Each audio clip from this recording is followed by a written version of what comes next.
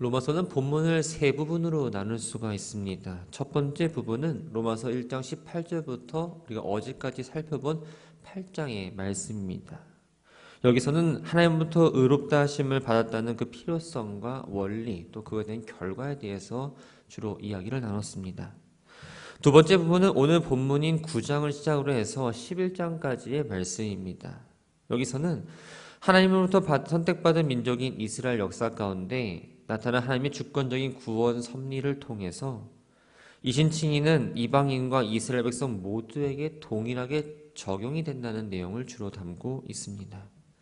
오늘 본문은 하나님께서 과거 구약 시대에 이스라엘 민족을 중심으로 구원 역사를 진행해 오신 건 맞지만 그렇다고 이스라엘 민족 전체가 구원을 받았다는 건 아니고 오직 하나님의 절대 주권에 의해서 선택된 약속의 자녀만이 구원받은 사실을 이야기합니다. 이 이야기를 통해서 바울은 구약시대나 신약시대나 인간을 구원하는 건 바로 하나님의 주권에 달려있다는 사실을 분명하게 이야기해주고 있습니다. 먼저 1절부터 3절까지의 말씀을 보면 바울이 동족 유대인에 대한 슬픔을 이야기합니다. 동족 이스라엘에 대한 이 슬픔을 이야기하기에 앞서 자신의 하는 말이 진실되다는 것을 이야기하고자 내가 그리스도 안에서 참말을 하고 거짓말을 하지 아니하노라 라고 말을 합니다. 그리스도 안에서라는 이 표현은 바울이 그리스도와 연합하고 또한 교제를 계속하고 있다는 사실을 강조할 때 쓰는 표현입니다. 그리스도와 자신이 연합되었다는 이 사실을 내세우면서 맹세하는 식으로 말하므로 자신이 하는 말에는 권위가 있고 또한 그 내용이 진실하다라는 것을 분명하게 밝히고 있습니다. 그러면서 나에게는 큰 근심이 있는 것과 마음에 그치지 않는 고통이 있다라고 말을 합니다. 그 원인은 바로 메시아이신 그 예수를 배척한 자신들의 동족들 때문이었습니다. 주님은 바울을 이방인의 사도로 선택하셨습니다. 바울 또한 이 사실을 잘 알고 있었죠. 이방인의 사도로서 이방인에게 복음을 전했지만 항상 자기 동족 유대인들에게 먼저 복음을 전했습니다. 가는 곳마다 제일 먼저 회당을 찾았고 그곳에서 복음을 전하는 사역을 원칙으로 삼았던 거죠. 자신의 동족에 대한 사랑이 있었고 어떻게든지 유대인들이 예수님을 메시아로 인정하면서 영접하기를 원했습니다. 하지만 바울의 권면은 번번이 거절을 당했고 오히려 유대인들로부터 핍박을 받기도 합니다. 바울은 이 유대인들에 대한 이러한 불신앙에 대해서 크게 근심하고 고통스러워했습니다. 그래서 3절을 보면 그리스도께서 죄인들을 위해 기꺼이 자신을 내어주셨던 것처럼 바울은 자기를 미워하고 이단자로 여겨 죽이고자 하는 이 유대인들이 구원을 받을 수만 있다면 자신이 저주를 받아서 그리스도에게서 끊어진다 할지라도 희생할 각오가 있다라고 표현을 합니다. 4절과 5절은 하나님의 선택받은 민족인 이스라엘 사람들이 이뤘던 영적 특권에 대해서 이야기하고 있습니다. 바울은 지금 자기의 동족을 유대인이 아니라 이스라엘 사람이라고 표현을 합니다. 이스라엘 사람이라는 이 호칭은 유대인이라는 호칭에 비해서 하나님 백성으로 더 특별하게 부름받았다는 민족의 자긍심을 조금 더 부각시키는 호칭입니다. 이스라엘 민족은 하나님께서 베푸신 8가지의 풍성한 특권을 누렸습니다.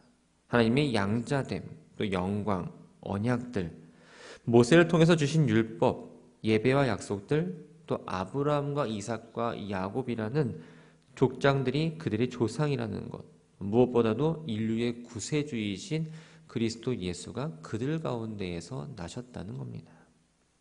이러한 특권은 이 세상에 어떤 민족도 누려보지 못한 오직 이스라엘 민족만 누린 매우 놀라운 특권이었습니다. 양자됨이라는 이 표현은 아들이 아니었던 사람을 아들로 삼았다라는 의미입니다. 하나님으로부터 의롭다함을 받고 하나님의 자녀가 된 것을 가리키는 표현으로 신약에서는 주로 쓰였는데 오늘 본문에서는 이스라엘 백성이 하나님의 자녀로 선택받았다는 것을 표현하고자 양자라는 단어를 사용했습니다. 출애굽기 4장을 보면 하나님께서는 이스라엘을 내 아들, 내 장자라고 표현을 하셨고 또 구약성경 전반에 걸쳐서 이스라엘이 하나님의 자녀라는 사실이 곳곳에서 나옵니다. 영광이란 바로 하나님의 나타나심을 말합니다. 십계명을 받을 때 시내산에서 임하셨던 하나님의 영광, 또 하나님의 임재의 장소라고 여기는 성막이나 또 지성소의 속죄소, 성전에 임했던 영광을 의미합니다. 이러한 영광은 하나님께서 이스라엘과 함께 하신다라는 그 의미를 갖고 있지만 또 심판과 재앙을 위한 임재라는 것을 의미하기도 합니다. 언약은 하나님과 인간이 서로 계약을 맺은 걸 의미합니다. 구약을 보면 아담과 언약을 맺은 사건 이후에 노아와 아브라함과 또 모세와 여호수아와 다윗과 언약을 맺은 내용들이 기록되어 있습니다. 이 언약의 공통점을 살펴보면 하나님께서 인간에게 찾아오셔서 맺었다는 거예요. 그리고 상호 합의 간에 어떤 결론을 도출해서 나온 계약이 아니라 하나님께서 일방적으로 맺으신 계약입니다. 사람은 사람 사이에 어떤 합의점을 도출하지 않으면 비난하고 그 계약에 대해서 체결이 되지 않지만 하나님의 이러한 일반적인 행동은 비난이 아니라 바로 우리를 향한 은혜라는 겁니다. 율법을 세우셨다라는 이 표현은 바로 율법을 주셨다라는 의미입니다. 율법은 그들이 무엇에 힘써 행해야 하는지 또 무엇을 하지 말아야 하는지에 대해서 구체적으로 제시해 주었습니다. 그렇기 때문에 율법을 받았다라는 건 바로 하나님의 뜻을 구체적으로 알 수 있는 어떤 기회가 주어졌다는 걸 말합니다. 다시 말하면 이스라엘은 하나님의 말씀을 맡은 특권을 갖고 있었던 거죠. 예배와 약속들에서 예배라는 건 바로 하나님께서 레위 지파를 통해서 드리도록 하셨던 예배 모든 전체를 말합니다. 예배는 성막이든지 성전이든지 상관없이 하나님께 경외하며 드리는 것이고 하나님께 나아가는 특별한 방법이었습니다.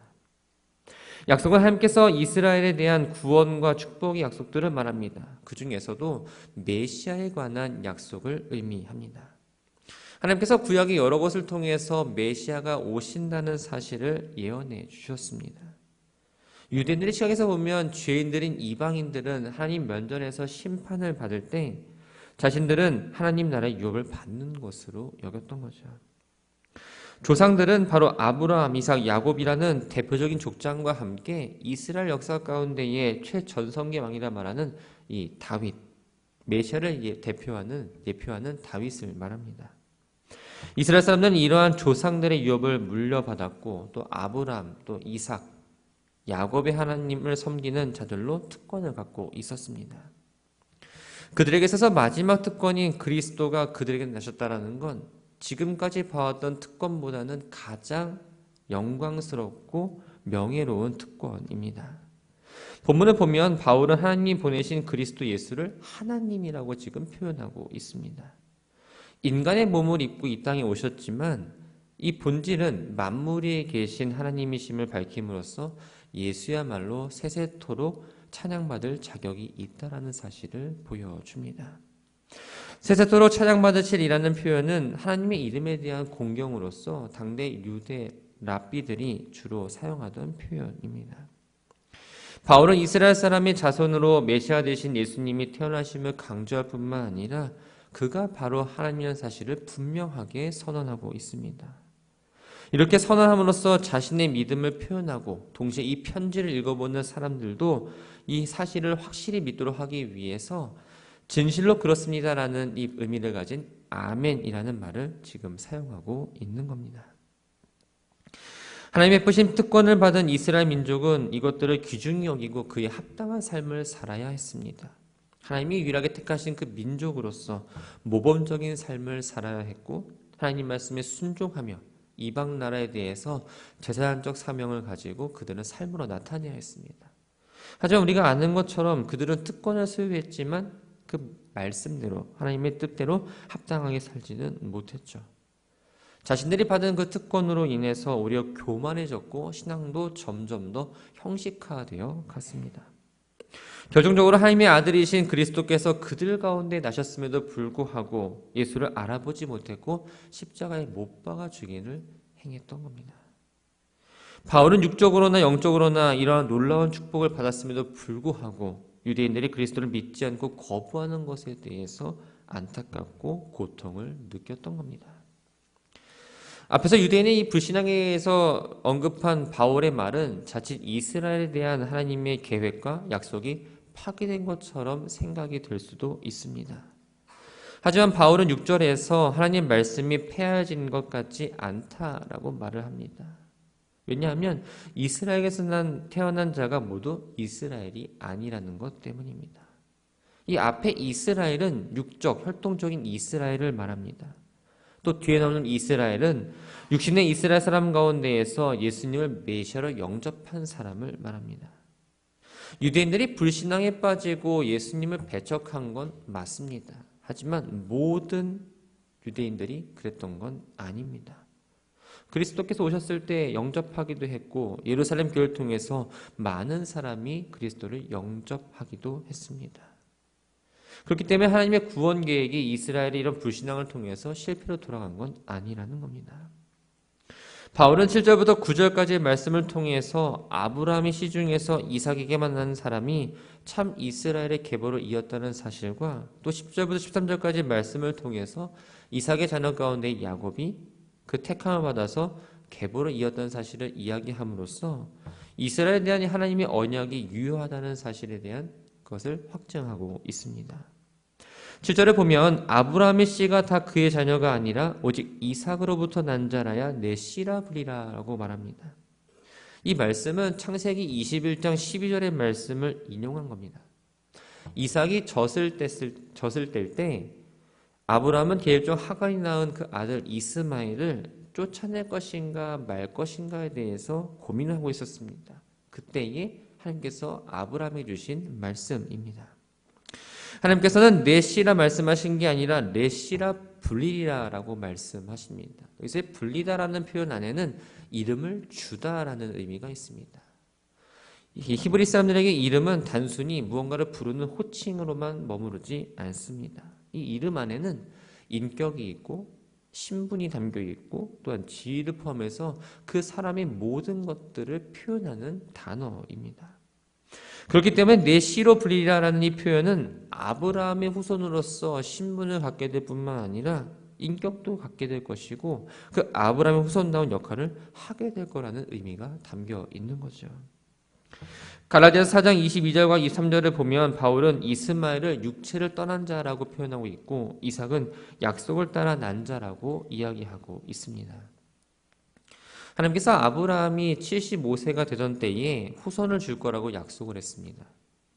하나님께로부터 약속을 받을 때 아브라함과 사라는 사실 아이를 생산할 능력을 갖지 못한 상태였습니다. 그렇기 때문에 이 약속이 좀 믿지 못하겠다는 반응을 보이죠.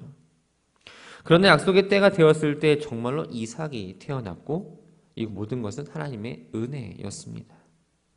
그러나 아브라함은 하나님의 약속이 이루어지기 14년 전에 인간의 그 생각을 통해서 하갈로부터 이스마엘이라는 아들을 얻게 됩니다.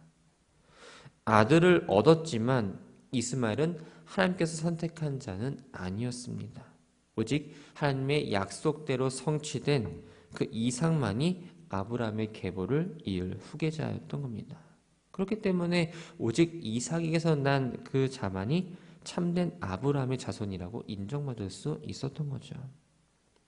바울은 하나님의 언약 대상으로서 참 이스라엘은 이삭과 같이 약속을 따라 난 자, 곧 하나님의 택함을 받은 자들이지 이스마엘처럼 육체를 따라 난 자들이 아니라고 말합니다. 다시 말하면 표면적인 유대인, 혈통적인 유대인이 아니라 이면적 유대인이 진정 유대인이라는 겁니다. 엄청난 특권을 받은 이 표면적 이스라엘은 하나님의 약속을 이어가는 데 실패했지만 하나님께서 이면적 이스라엘을 통해서 계속 약속을 성취해 나간다고 지금 이야기해주고 있습니다. 바울은 에서와 야곱의 예를 들어서 한 번 더 말합니다. 사라가 하나님의 약속을 따라서 이삭을 낳았습니다. 또 리브가는 약속의 시인 이삭을 통해서 아들을 잉태하게 됩니다. 창세기 25장 23절을 보면 하나님께서 쌍둥이를 잉태한 이 리브가에게 큰 자가 어린 자를 섬기라 라고 말씀하셨습니다. 이미 에서와 야곱이 태어나기 전에 11절 말씀대로 선과 악을 그들이 행하기 전에 이미 그들의 운명을 지으셨던 거죠. 하나님은 자신의 뜻에 따라 둘째인 야곱을 선택하셨습니다. 또 말라기 1장 2절과 3절 말씀을 보면 내가 야곱을 사랑하였고 에서를 미워하였다는 말로도 표현을 하십니다. 여기서 미워하다라는 말은 우리가 어떤 사람을 감정적으로 미워한다는 표현이 아니라 조금 덜 사랑한다라는 의미입니다. 하나님께서 야곱을 더 사랑했고 에서에게는 야곱에게 주신 그 사랑 또 축복을 주지 않았다라는 걸 의미하죠. 바울은 이 두 가지 이야기를 통해서 하나님의 선택은 사람의 조건이 아니라 바로 하나님의 주권에 달려 있음을 이루어 말하고 있습니다. 즉 인간을 구원하는 그 역사 역시 오직 하나님의 주권적인 선택에 따라 달려 있다라는 걸 이야기하고 있는 겁니다. 바울의 주장은 아브라함의 자손이기 때문에 자신들이 구원받았다고 생각하는 유대인들의 입장에서 보면 반감을 사기에 너무나 충분했습니다. 말이 안 된다는 거죠. 그러나 바울은 주권적 선택을 하시는 하나님께서 불의가 있느냐라고 그들에게 묻고 결코 그럴 수 없다라고 답을 내립니다. 그 근거로 모세와 바로에게 하신 말씀을 인용합니다. 15절 말씀을 보면 출애굽기 33장 19절의 말씀을 인용한 내용입니다. 출애굽기 33장의 말씀을 보면 하나님은 주님의 영광을 보여주십시오라는 이 모세에게 나는 내가 긍휼히 여기는 사람을 긍휼히 여기고 불쌍히 여기는 사람을 불쌍히 여길 것이다 라고 대답하시면서 모세의 간청을 들어주십니다. 바울은 이 사건에 대해서 원하는 자로 말미암음도 아니요 다른 박질하는 자로 말미암음도 아니요 오직 긍휼히 여기시는 하나님으로 말미암음이라고 말을 하죠. 어떤 모세가 원하는 것, 모세의 노력 때문에 이루어진 것이 아니라 바로 하나님께서 긍휼히 여기셨기 때문에 이루어졌다라고 말합니다. 인간의 긍휼히 여기시는 하나님의 주권에 속한 이 일처럼 인간을 그냥 내버려 두시는 것 역시 하나님의 주권적인 선택이라고 그 다음 말씀에서 이어지고 있습니다. 바울은 이스라엘 출애굽을 허용하지 않고 하나님 앞에서 완고하게 굴었던 바로를 예로 듭니다. 17절 말씀은 출애굽기 9장 16절의 말씀을 인용했습니다. 출애굽기 9장에서 하나님은 바로에게 내가 너로 세운 것은 내게 내 능력을 보여주고 내 이름을 온 땅에 전파하기 위해서다라고 말씀을 하십니다. 바로를 세운 것도 하나님의 어떤 주권적인 선택이었습니다. 이 말씀을 하시고 나서 7번째 재앙인 우박을 내리십니다. 그 결과 바로는 하나님께 굴복했고 하나님께서 능력을 보여주셨고 하나님의 이름이 온 땅에 퍼지게 되었죠. 바울은 마지막에 하나님은 원하시는 대로 긍휼히 여기시거나 완악하게 하신다는 말을 통해서 긍휼히 여기시는 것도 또 완악하게 사람들을 하시는 것 모두가 하나님의 주권과 하나님의 섭리대로 이루어진다는 사실을 이야기하며 이야기를 마무리합니다. 말씀을 정리합니다. 사람은 어떤 자리를 맡기 위해서 내가 좀 선택을 받으려면 조건을 갖추어야 합니다. 어떠한 일정한 학력이 있어야 되고요. 경험도 있어야 되고 그 조건에 맞는 사람이 지원을 할 수가 있습니다. 하지만 이 구원 문제는 조금 다릅니다. 우리가 어떤 기준에 적합했다고 해서 얻는 게 아니라는 거예요. 구원은 어떤 조건이나 행위로 받는 것이 아니라 오직 하나님의 주권적 선택, 하나님의 은혜로 인해서 이루어집니다. 하나님께 선택받은 이스라엘은 내가 하나님으로부터 선택받았다는 그 선민의식에 사로잡혀서 하나님의 은혜에 합당하지 않는 삶을 살았습니다. 우리 역시 하나님께 선택을 받아 믿음을 갖게 되었기 때문에 이스라엘과 같은 동일한 행동을 범해서는 안 됩니다. 하나님을 향한 믿음은 하나님의 은혜에 대한 반응과 인정입니다. 우리는 이 복음이라는 것을 빚진 자이죠. 그렇기 때문에 우리는 늘 감사한 마음으로 겸손한 마음으로 하나님의 영광과 은혜를 드러내며 살아야 합니다. 바라기는 하나님이 나를 택하셔서 예수를 믿게 하시고 또 구원을 얻게 하심을 늘 기억하셨으면 좋겠습니다. 그 받은 은혜, 무엇보다 비교할 수 없는 그 은혜를 받았으니 그 은혜에 화답하는 자로 우리는 살아내야 합니다. 그러려면 하나님 말씀에 순종하고 하나님의 관계가 끊어지지 않도록 기도하고 늘 하나님의 말씀을 내 마음에 새기고 말씀이 삶의 동력이 되어서 말씀을 나타내는 삶을 살아내야 합니다. 하나님의 은혜를 인정하시기 바랍니다. 당연한 것이 아니라 모든 것이 하나님의 은혜입니다. 이 고백 가운데 살아내서 나마다 여러분의 삶 가운데에 풍성한 은혜, 또 많은 것들을 하나하나 맺으며 나아가는 우리 모두가 되기를 주님의 이름으로 축원합니다.